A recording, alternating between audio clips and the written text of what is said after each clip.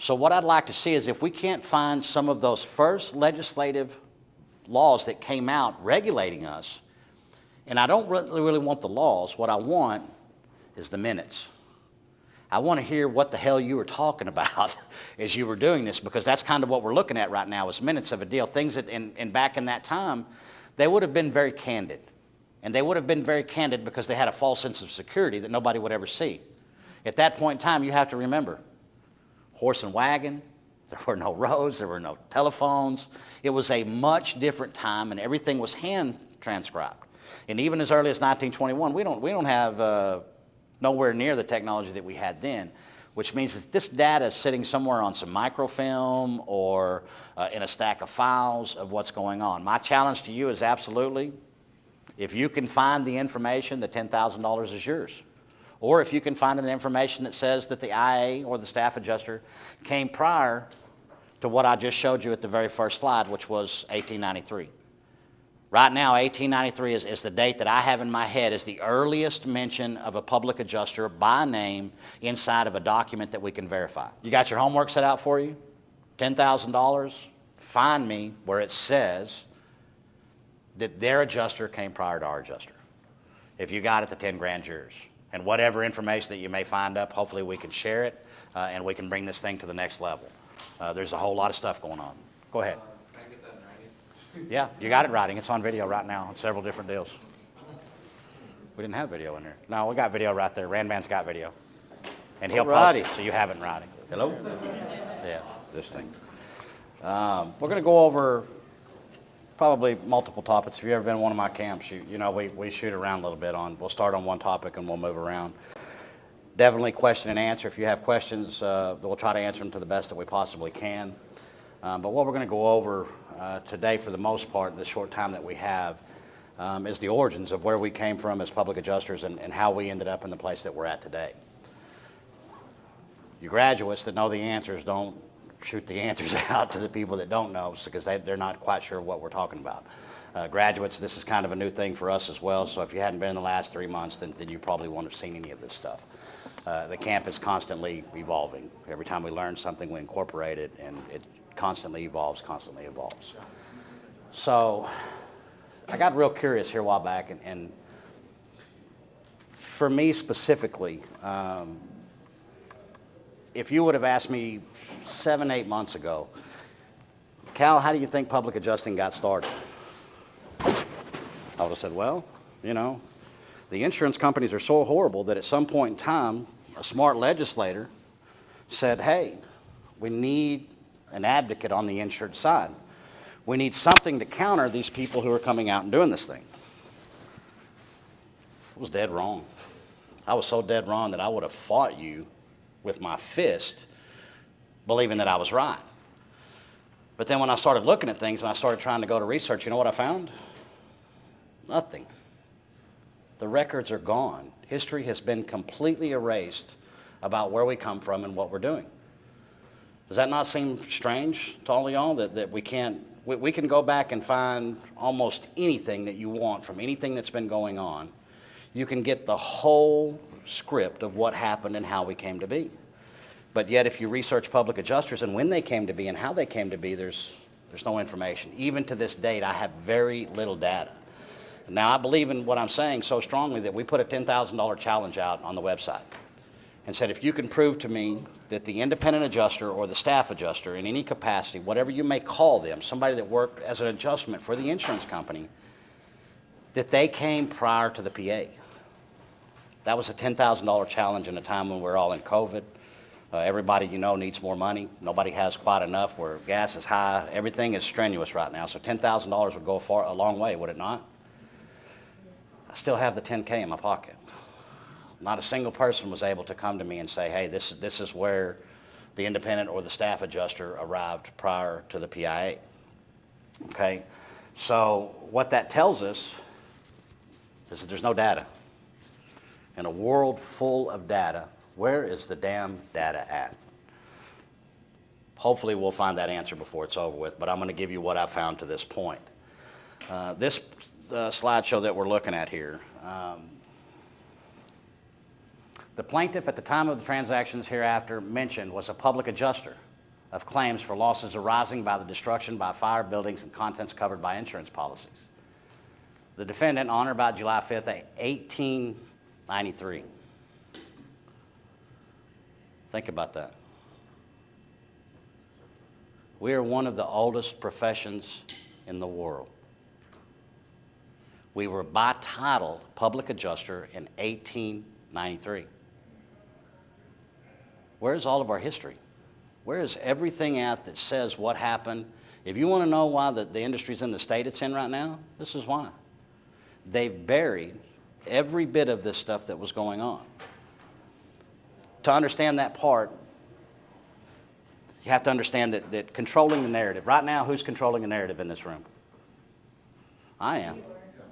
So are we talking about what you want to talk about, Mr. Key? No, sir, we're talking about what I want to talk about. And I'm framing it in the way that I want you to hear it. So what's that mean? It means that you're going to come out of here with the way that I see things, that I'm framing the narrative, that I'm the one that's controlling what's going on. The insurance companies have become king at controlling the narrative. They're controlling the entire claim process from before it ever happens to long after they decided they're not going to pay what they owe. They're controlling that narrative. When the public adjuster was involved in the beginning, it was much harder to control the narrative. Let's look at it this way. If you file a claim today, who is the insurance company sending out to tell you how much money they owe you? For a contractor. No, come on. Their guy. Their guy. They're sending their guy out to tell you how much they owe you. Is that a conflict of interest? Yes. Yeah. Do you get to tell the IRS how much you owe them or how much they owe you? Do you go to the car lot and tell the car lot, hey, I want that $60,000 ride, but I'm only going to pay you $20 for it? Doesn't work that way. In what other industry are you aware of that the guy that owes you the money has the ability to go out and tell you how much they owe you?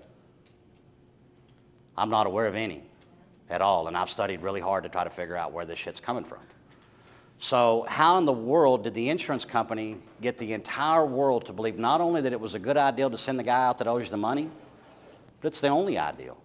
According to them right now, who's the only person that should be evaluating the loss? Their guys, huh? What are they doing when their guys evaluate? Controlling the narrative.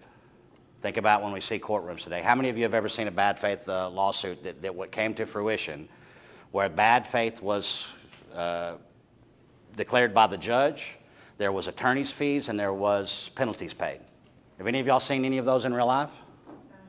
This is a room full of professionals that do this for a living. Notice there's not a single hand raised. Why is there not a single hand raised? Those folks have been controlling the narrative so long that you don't even know what bad faith looks like. Today, we walk around on a daily basis and you hear, how many times a day do you think we all hear bad faith? All of us, and we all say it multiple times. It's bad faith, that's clear bad faith. It's not. They have convinced us that things are bad faith that aren't. If the insurance company goes out there and pays $1,000, Tom, you get a hold of the claim and you go back out there and they pay $10,000 and you want to go back out and say, that's clear bad faith, they only paid $1,000. That's the error. The insurance company does not have to perform a single duty whatsoever until the insured has done what? Complied fully with the policy provisions. How many insureds do you know that have complied fully with the policy provision? Go ahead. Zero, yes. Zero. Now we see some public adjusters that are starting to understand that, mostly graduates, where they've come to a point and they say, okay, we understand now what's going on. The reason we're not seeing bad faith is because the insured never performed. If you're a party to the contract and I'm a party to the contract and you don't do your part and I don't do my part, which one of us can sue the other part? Neither one, because neither one of us has complied with the policy. The policy is a reactionary contract. It means that the insurance company doesn't have to do anything but two things when you file a loss. The number one thing is acknowledge. When you got a claim number, acknowledgement is over. That 15-day period in Texas is out here. So the next thing that they're supposed to do is they're supposed to, and this is key, terminology is key in knowing what words you're talking about, begin an investigation. It doesn't say investigate the claim, it says begin an investigation. Why does it say that? Because the insurance company is not required to do anything. they're required to begin the investigation, and they tell you what, hey, bring me this information, and then we'll talk to you about what's going on. Or we're going to send our guy out, and our guy's going to give the information, and we'll talk to you about it then. But the ultimate responsibility lies upon the insured themselves to fully perform under the policy, which means go to the duties after a loss and begin to check each one of those off as they're done. If you did 6 out of the 7, you failed. If you did 2 out of no matter how many you did out of those, if you didn't fulfill them completely, you failed. So if you failed and then you file a lawsuit against the insurance company and you haven't followed the policy provisions, you know what's going to happen? They're going to toss the claim. Are y'all familiar with the 60-day pre-suit notice? Are you familiar with why it is in existence? It is to give all parties time to perform. The reason we're not seeing bad faith today is when we turn a file over to an attorney, depending on who we are and who that attorney is, what normally happens is the attorney gets the file and he begins to do what? He begins to perform those duties after a loss for the insured, but he's an attorney. Because he's an attorney, who's on the other side? Another attorney. So what we now have is instead of PAs and contractors and adjusters adjusting claims, we have 2 attorneys with 2 different clients who are now adjusting these claims because that's what they're doing. There's no law involved in this other than the lawsuit being filed. They're going out and they're getting the appraisal to find out a number. They're getting their own expert reports to find out a number. Once they get a number, they both agree, hey, that's a good number. And then they settle the claim. Where are the fees? There are none, are there? Who's going to pay for that attorney? That insured is out of what?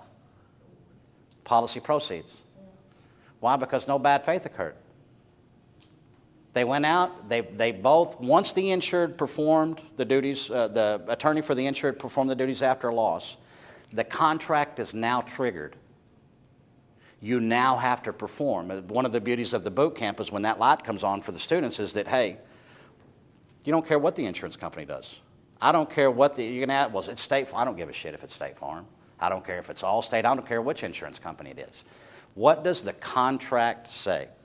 And if the contract says do A, B, C, and D, and after A, B, and C is done completely, then we must do the rest of the alphabet, the insurance company. Caveat, we don't have to start doing anything but the investigation until you fully perform. So once that performance is done, everything changes.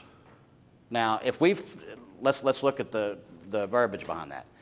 If we've completely fulfilled the duties after the loss of the insured, what else do we have left to do? Nothing. We're done, right? What else can you do? What's the next step after doing everything that you're supposed to do?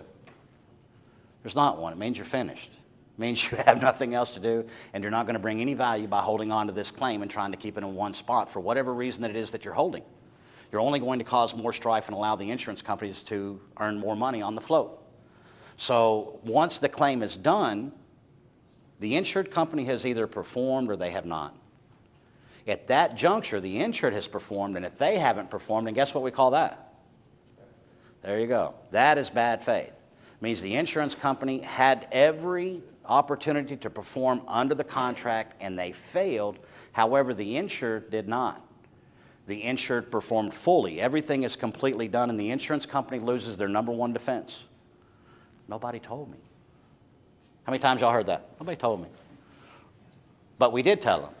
You had a deal for $5,000, and you know, we brought this thing over there and said $30,000, and it was a nice Microsoft Word document. Everything looked nice, but it wasn't detailed and didn't have all of the line items that the insurance companies did, and they did, and theirs says $5,000. How? Because they don't have to. They have no obligation to perform a good faith, fair dealing duty unless you've done what? Performed fully under that contract. We talk about good faith, goodwill, good faith and fair dealing. We talk about all these things that the insured is owed. You're forgetting the major part of that. It is not owed until the insured performs completely. However, once they perform completely, everything changes. You're now complete. The ball's now in their court, and you're saying, you either do or die now. You either do what you're supposed to do. If you don't, then you're going to get sued. And when you get sued, it's not going to be the same. You don't get to hire the $25, $50 an hour attorneys to defend yourself. No, you've got to get $500 an hour attorneys to defend yourself because we're not playing the same game anymore. Matter of fact, we're not playing any games.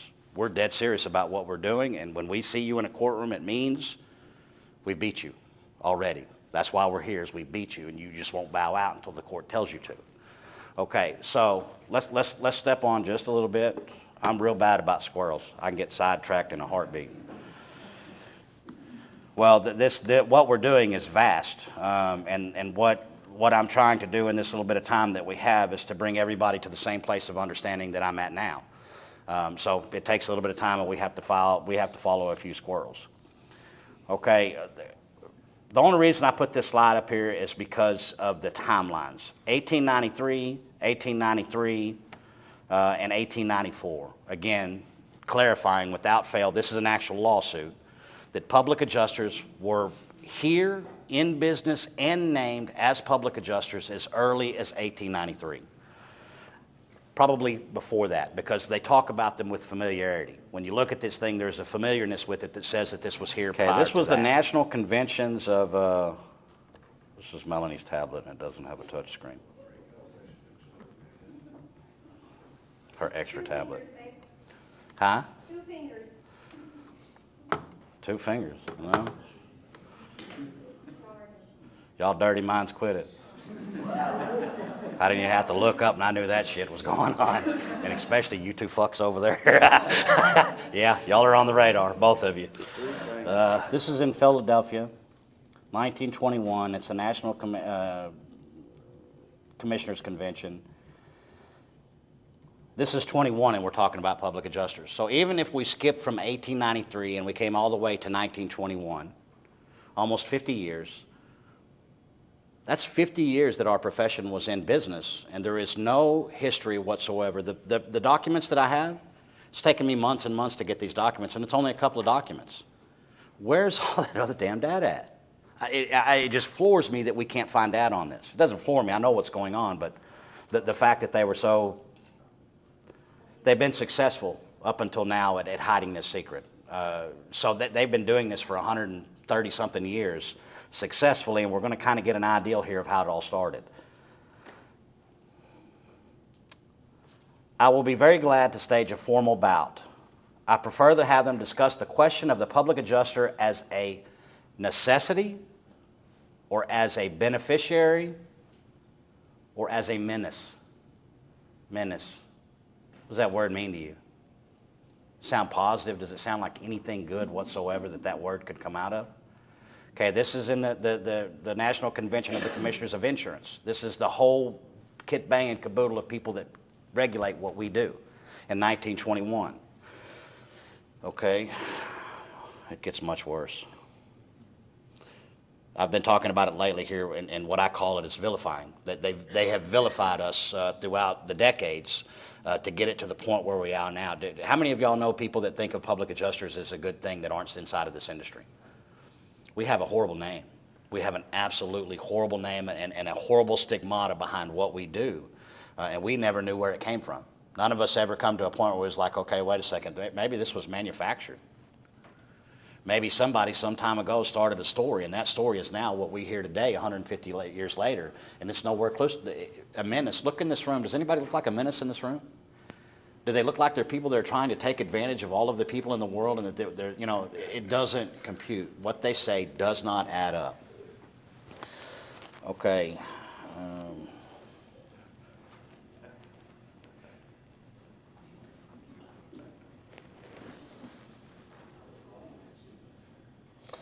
Most of us are not much interested in the public adjuster because this nuisance, this is in a national convention of insurance, the top people in the whole entire field. Most of us are not so much interested in the public adjuster because this nuisance only thrives in states having large centers of population, and particularly, as the commissioner has pointed out, large center of, I didn't even see that, foreign population. Y'all understand what that means? Huh? Yeah, and very, very racial. Yeah, you literally are taking out certain sects of people and calling them a different thing and saying that this is where we're seeing it at because you're a foreigner. And if you think back to 1921, today we're pretty wild and loose with everything that we got going on. 1921, it was not wild and loose. It was very, very restricted, very segregated, and very, very racial. So where do you think they're talking about the communities are? They're talking about the black communities. That's exactly what they're talking about, but they're not saying it in those words. But you can do whatever you want. The content is still the same. Okay, and I hope there never will be. One individual tried it several years ago in Denver, but he did not have any luck and soon closed up shop. Why do you think he didn't have any luck and he soon closed up shop? When the regulators are walking around calling him a nuisance, a menace, and advising everybody. TJ's not in here right now, but he's got a little town that he's in right now that is one of those towns. He came in and the agents on the board for the city and went to telling everybody that public adjusters were crooks and that all of this stuff was going on. They shouldn't be filing claims. They shouldn't be hiring TJ. But if you look at it, the agent has a fiscal position inside of that claim where he stands to make money, or she. If the claims payments goes up, no matter what, the commission is going to come down. So every time that they tell you not to file a claim, that money didn't come off the top, which means they're going to get to continue to keep that bonus. So every time they tell you not to file a claim that's a valid, legitimate claim, that's self-dealing. I'm telling you not to do something so that I will make more money off of it. You have a situation where we see now, we were talking about concurrent causation, and it was Stephen this morning. If you had a claim in 2021, and your agent told you not to file it, you have another claim in 2022, according to Stephen Michael Bush this morning, what would occur? You would need to separate those damages out, wouldn't you? You remember the ones that you didn't get paid for? Doesn't make any damn sense. Nothing they're doing makes sense, and the second you start to put logic to it, everything falls apart. The truth stands and prevails, no matter what. We can say it, I can stutter up here, I can, do anything that you possibly want, but the truth doesn't change, no matter what I do or don't do. So, let's read on a little bit more about this.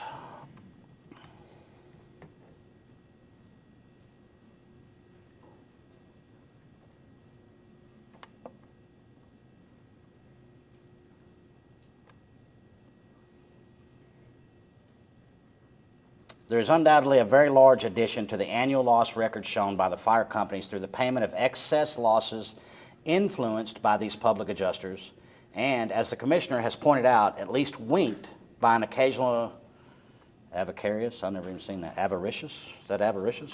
Yeah, avaricious broker or agent. I'm inclined to agree that this situation is largely due to the failure of companies to properly recognize the evil and combat it. Who's he talking about that's evil?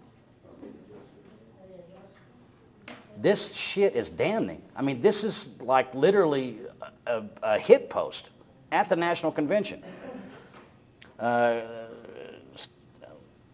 Evil and combat it, and yet, as the Commissioner has also pointed out, this lack of action seems to be due to timidity of the companies in fighting what they know to be absolutely wrong. In this one deal, there is undoubtedly a very large addition to the annual loss record shown. What does that actually mean? It means that the PA was reaching indemnity. It means that you were paying the claims that you were supposed to be paying. So what are they talking about combating? About what they should have been doing. They're literally telling us in this deal that, hey, because you got involved, the claim went higher. Can you make the insurance company commit fraud? My whole point that I made 15, 20 minutes ago was that we have no control of them, right? So if I made you pay something, that means what? It means you owed that shit all along. Means there was never a point in time that once the loss occurred that you didn't owe that absolute money that was going. What you're saying now is that you're pissed off at me because I looked at the contract and said, wait a second, you owe way more than this. Now understand, at this point in time,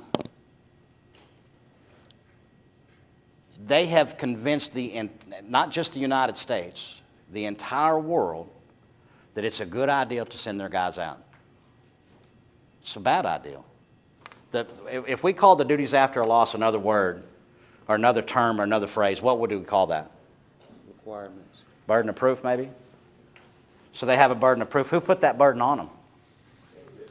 by contract, didn't they? So can the insured that put that burden on them then perform those burdens for them? Reservation of rights. Have you all seen reservation of rights? We familiar with those? What do you think those things are? They're for that goodwill gesture that the insurance company makes not to rope them into doing something else. They're saying by reservation of rights, hey, we're going to go out and step out and do this, but we reserve all of the rights of the policy. And the policy says what? No money until you perform. So if I gave you a little bit of money before you performed, it doesn't mean that I'm now roped into doing it or that I've made bad faith by not doing it. Does that make sense to everybody? Reservation of rights is not what you thought it was. Reservation of rights is them implying that they're keeping rights for something else. They're keeping rights because you never performed and they didn't tell you. Do I have to tell you your contractual terms? Do I have to bring your contract out and explain each one of them to you and tell you what it is as the guy that sold you the contract? Oh, they don't know what those terms say. Have y'all met anybody that has read it? Well, let's look at it this way. How many of you have read a full policy? Start to finish. Some of you are lying. Very few people have read the policy from start to finish. Very few people have read multiple policies from start to finish. Where are the answers to the questions that we're seeking? Inside that policy. How many adjusters are you meeting out in the field that has ever seen a policy? Zero. Much less read one. They all have one thing, though. What do they have with them when they come out there? Cosmetic damage waiver. I got this. I don't know where the policy is, but I have this thing that I don't even know what it means. And then you ask them, hey, have you read the policy? No. Can you look at the top of that cosmetic damage waiver and see what it says on the top of it? I'll tell you what it says. Read this carefully. It changes the policy. Wouldn't you need to know what it was that you were changing before you actually changed it? I think you would. I think a jury would agree with me. I think a jury would say, yeah, I think it's important that you tell those things. Okay, so I'm going to give you all a challenge. I want each and every one of you who are in here who are interested, dig up whatever you can on public adjusting. This is a big thing. If I were to ask you what came first, the chicken or the egg, is that an important question? It's absolutely, because the answer fundamentally changes the way we think about whatever happened. If the egg came first, it means one thing. If the chicken came first, it means a completely different thing. So as the public adjusting field as a whole, if we came first, does that change the way that you look at things? For me, it absolutely does. For me, it means that all of this stuff that we're reading was a plan. Somebody back in 1893, and I have another piece that I couldn't find today, last minute, Cal, you know how we do shit. I was trying to find, I have another actual photograph of a transcript that was in might have even been this claim, 1893. And what they were talking about in the trial, the actual trial transcripts, devastating to public adjusters. Absolutely devastating, and they vilified us at every single turn. If you realize the commissioner of insurance is the commissioner of all insurance in the state.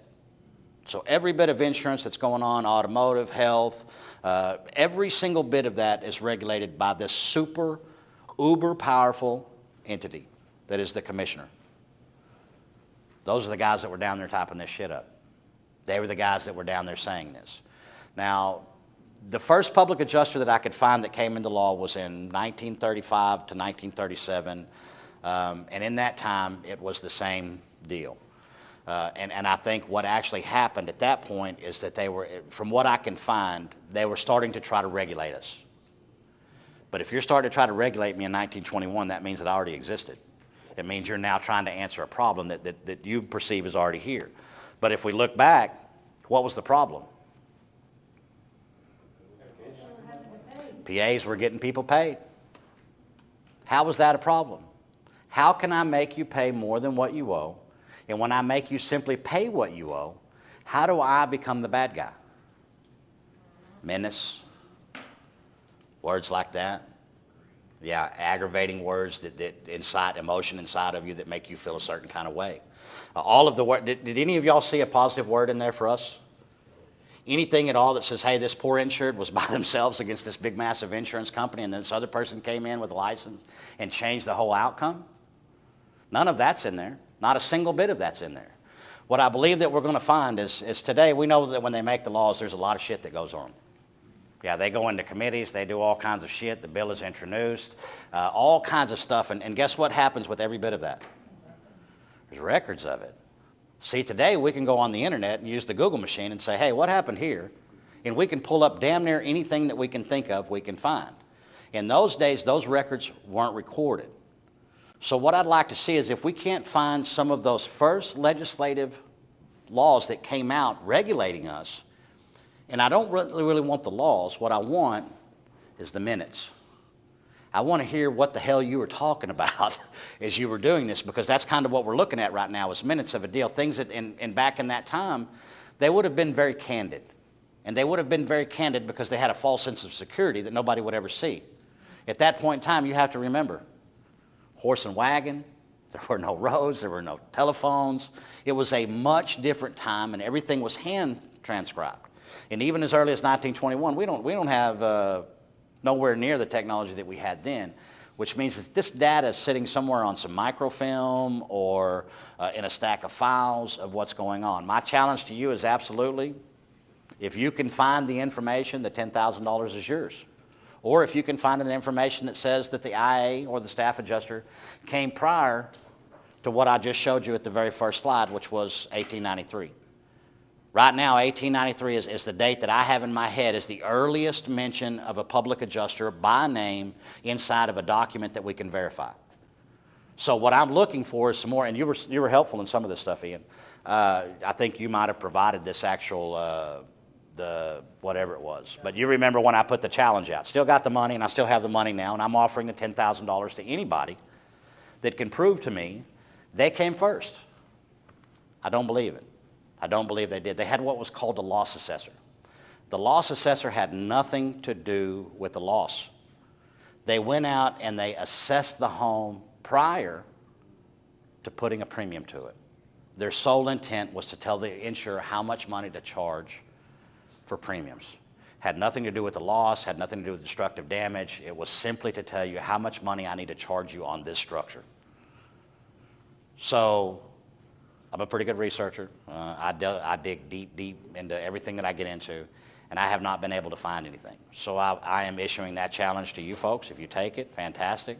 I would love to pay somebody 10 grand, but I don't believe it's going to happen. And if you know me at all, you realize one thing, I'm not a betting man. You don't catch me doing a whole bunch of bets. That's just not who I am. I feel so strongly about this thing, and I'll take $10,000 from my own pocket and say, hey, please prove me wrong. If you can prove me wrong, we'll shut this thing down and we'll go a different direction with it. But at this point in time and everything that we've done, I don't see that you're going to be able to prove me wrong on this. Okay. There can be no legitimate field for the public adjuster as I see it. On the other hand, I do not see how he can be legally prevented from attempting to do the business. That's powerful right there. And that's the first time I've caught that. But every time I read something, every time I read it, I get something. I hope all of you do something similar. I do not see how he can be legally prevented from attempting to do business. That's where the regulation came from. They could not prevent it, so then they began to regulate it.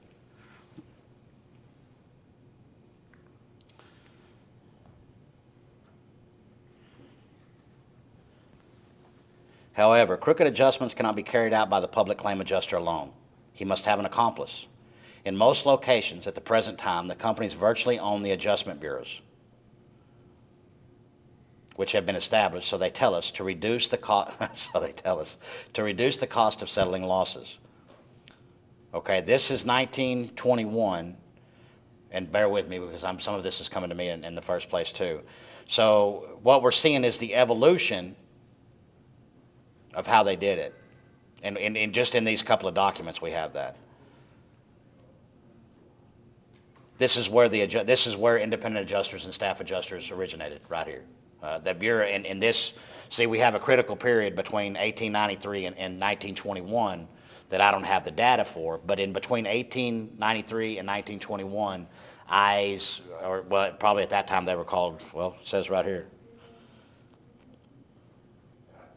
What did it say? Loss assessment bureaus. No, on the Adjustment Bureau. Adjustment Bureau is what it was called. Somebody may track that down. That may lead to something. Instead of, when you search Google, terminology is everything. If you don't use the right term, it doesn't come back exactly what you want. And in using that phrase together may net a different result. So they tell us to reduce the cost of settling losses. This effort to hold down this expense is serious business, and the conditions thereby created are similar to those in many of our banking institutions where men handling large sums of money are greatly underpaid. Temptations are strong. What are they doing there? How much did the CEO of Allstate make last year? 27 million, something like that.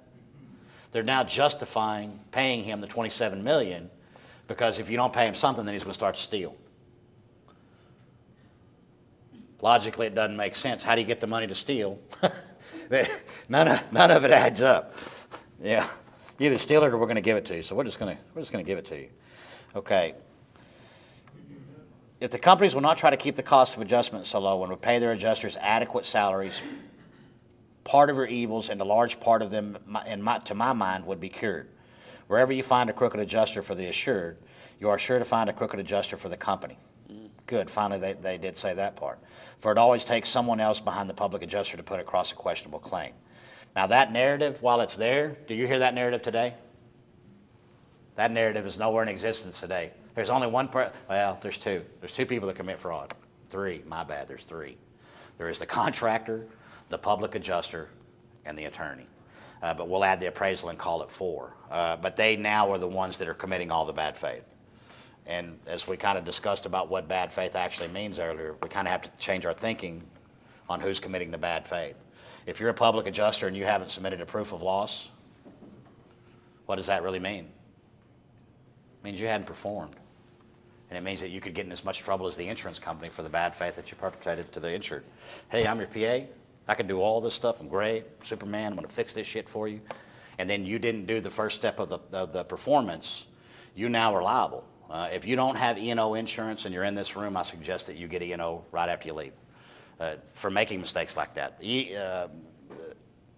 Errors and omissions is for that type of scenario where you were trying to do the right thing and in the pursuit of that something happened and you're now legally liable for that. The errors and omissions will come in and should take care of that loss. And it's very easy to slip up in that deal. It doesn't take two people to put across a questionable claim. I had a deposition last Thursday, and the other attorney, the defense attorney, tried to tell me that it was us, the public adjusters, who had the conflict of interest and not the attorney. I have a professional license. That's what it is. If I commit fraud, not only do I lose my license, but I go to jail. I don't know anybody that has any stiffer penalty about something that they may do to break the law. However, the insurance company, nobody's looking at them at all. None. So we have a microscope on us, and they have really nothing on them. Seems to me that both the state departments and the companies must pay more attention to losses and not criticized or be criticized for the expense which are incurred by the adjustment bureaus. That guy's got whoever that is, he owns an adjustment bureau. I am heartily in accord with any fair method that will stamp out evil complained of, but I take issue with the commissioner in his statement that he does not care a rap how much money the company makes so long as it pays its losses. I am willing, yes anxious, that the company shall make a fair and just return on the capital invested in their business, with due consideration for the hazards on the capital invested in their business, to which the business is subjected. But I do object most seriously for a free range in the matter of rates, especially as it's handled today. There's not much more about the public adjusting part in there, but I wanted to set the context for you to understand that when they're talking about us, well, y'all have heard the adage around the John Hoteling put it out there pretty good here a while back. If you're not at the table, where are you at? You're on the menu. Okay, in this deal that we're reading, we're obviously not at the table, and we're obviously on the menu in a very derogatory.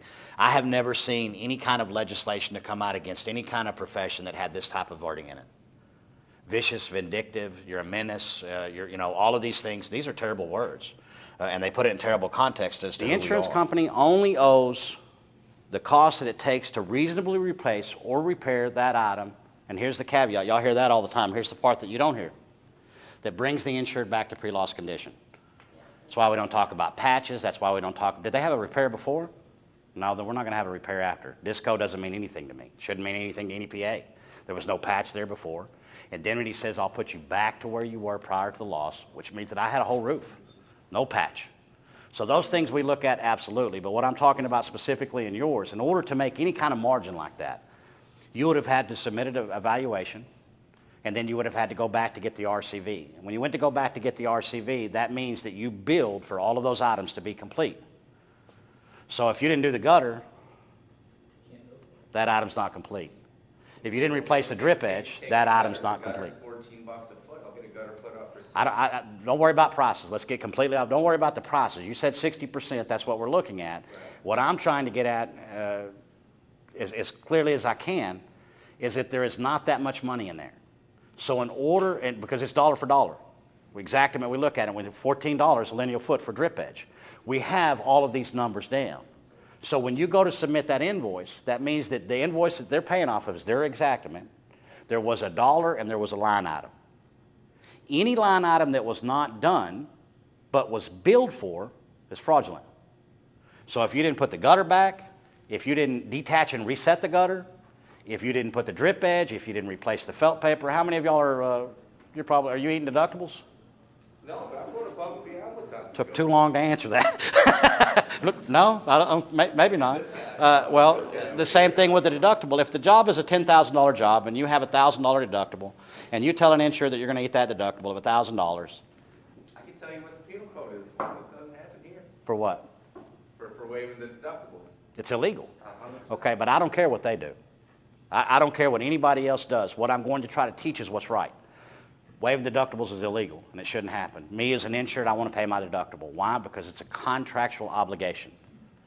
Remember we talked about a while ago the duties after a loss. What's your first duty? Report the claim. Second duty, if the claim exceeds your deductible, you must pay your deductible out. Let me ask you, how does that work if, assuming we file the duties after the loss, but you're saying the insured has to pay the deductible, how do we get the insured to, for the contractor, I guess we're talking Contractor shouldn't file proof of loss. Two separate things. You're the public Yeah. adjuster, what do you say? Pay me your deductible and I'll continue to No, try and get it's the taken out insurance to pay the automatically. claim? It's taken out automatically. We don't mess with deductibles as PAs. It's taken out, we put the deductible and it's taken out. So how is that an obligation of the insured if they're fighting to actually approve? When they hire the contractor, Right. their first dollars is theirs, But they're not gonna sign a contract with the contractor if the insurance is saying. which they're is not gonna illegal. pay. You got two ways that it could be illegal. Number one, if you said, hey, this fee or doing your roof is contingent upon what? Approval of the insurance company. We call that a contingency contract. In almost every state out there, there's only two people that can do a contingency contract on an insurance claim. Attorney, there's time and a place for attorney, the beginning is not it, or a licensed public insurance adjuster. Only those two. Same people when it says you or a representative. You must perform these duties or your representative. Who's the only legal representative that can perform these? An attorney or a PIA. You see where this is going? The thing is wrapped up lock, stock, and barrel, and we just haven't unpacked it enough to see what's going on. We're unpacking it right now. We're getting to a point where we see exactly what's going on. Not only do we see, but we've made a process through boot camp, and there's many graduates in here that have seen exactly what that means. It means that you perform, regardless of what the insurance company does, regardless of what their name is. State Farm's last name is Lloyd's. Allstate's last name is Lloyd's. Travelers Lloyd's, Liberty Mutual Lloyd's. Are you getting the picture of who Lloyd's is? It's all the same company with different derivatives that are going on in each one of these. And they've got 50 different markets to do this, and it's not just one market. We screw up and get caught in Texas doing something bad, and the court says, hey, don't do that anymore. They said don't do it in Texas. They didn't necessarily say don't do it in Louisiana, don't do it in Mississippi. There has to be case law established in each 50 districts to get it done. What we're seeing is the insurance companies with gentlemen like you, they love you. There's laws that have been broken, and they're very well aware of it, but right now, you're not pissing them off. Right now, you're charging exactly what they're comfortable paying. And there will never be a problem in this deal with you and them until there is a problem. And then guess what? Then it's too late. then all the laws have already been broken. There's no retroactive going back. You've already done all of these things, and they can simply, and I'll give you a good example, Joe Radcliffe. Anybody familiar with Joe in this room? You know about Joe? Do you know anything about Joe?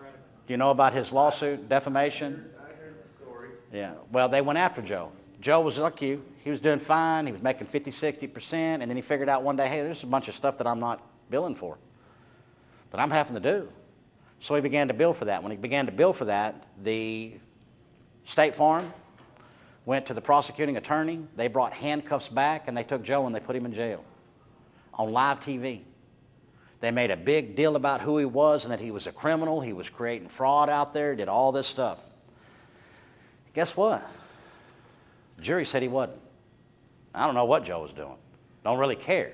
What I care about is that he fought and he won, and he has the largest defamation suit in the U.S. against State Farm at about $14.2 million.